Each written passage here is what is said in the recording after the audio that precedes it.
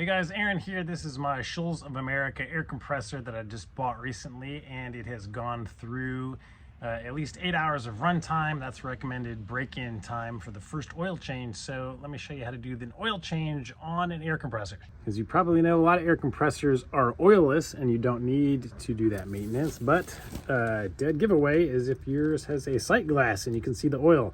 You need to change the oil on this thing every 100 to 200 hours, typically, I'm told. I just ran this one, so it's a little bit warm. So you want to run yours first to get the oil thin enough and warmed up so that it will pour out nicely. And you'll find a drain valve on them somewhere towards the bottom. This is my drain valve. And then I got a fill valve up here. We're going to put the new oil in. And like most air compressors, there's not a great place to drain this. It's really close to the edge typically to spill oil, so I got a little trick for that. Now the oil you're going to want to use for these is typically something like this, a non-detergent, or ND as some people call it, 30 weight oil. I got this one at Walmart. It was like $4.50 for a quart. I'm going to use my little trick that I do with aluminum foil. It works great on lawnmowers and all kinds of oil draining techniques on my motorcycles. All right, the very first step that I don't see many people talk about when they're doing this is make sure you have your air compressor turned off here and there if necessary. You don't want the oil to be drained out of this thing when the air decides to kick on and start compressing with no oil. I like to just tear off a sheet and stick it under here, make a little gravity drain for the oil to run down and not get all over the ledge. For my unit, the fill plug is a square plug up there, which is kind of annoying, and a 6mm hex down here. So I have a little hex socket to remove that. I always like to remove the fill plugs first on my units, because if you can't remove them for whatever reason and you realize you don't have the tool or it's stuck and won't come off, then you have no way to fill it afterwards. All right, I have my fill plug all the way loosened. We can just let it sit there. Now for my drain plug.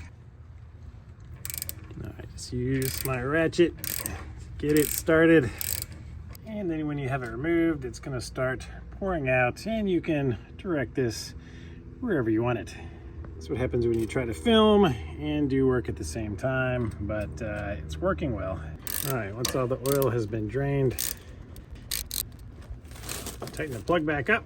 Use a little paper towel, make sure you get all the drips off. It's gonna put a funnel in the fill hole and go ahead and fill it up. It should take right about that 1 quart. But we're gonna look at the sight glass, and when it's a little over halfway full, we should be good. You saw it came from the factory just about all the way full. There was barely any air in there. All right, we are gonna pour it in up there and keep an eye down here on the glass. Just gonna carefully pour the oil back into our container. All right, I poured the old oil back in here so we can go dispose of it properly. Any auto parts store takes used oil and they will throw it away for you for free, or recycle it, whatever they do with it. The guys at Schulz said that 1 quart would be enough for me, but you can see that more than a quart came out. I still have some excess here, and my sight glass is not half full yet, so I need to go get another quart of this stuff and add some more until this is just over halfway full. All right, I added just a little bit more and you can see it filled up nicely. Once it gets to a certain point, this goes up really quickly. So just replace the fill cap, clean up your area, and you're all done. Hope you guys found this video useful and helpful. If you did, please give it a thumbs up. Subscribe to the channel. I'll be making some more videos on the air compressor, including some of the wiring and how I set up my air lines in the shop. So thanks for watching. See you guys on the next video.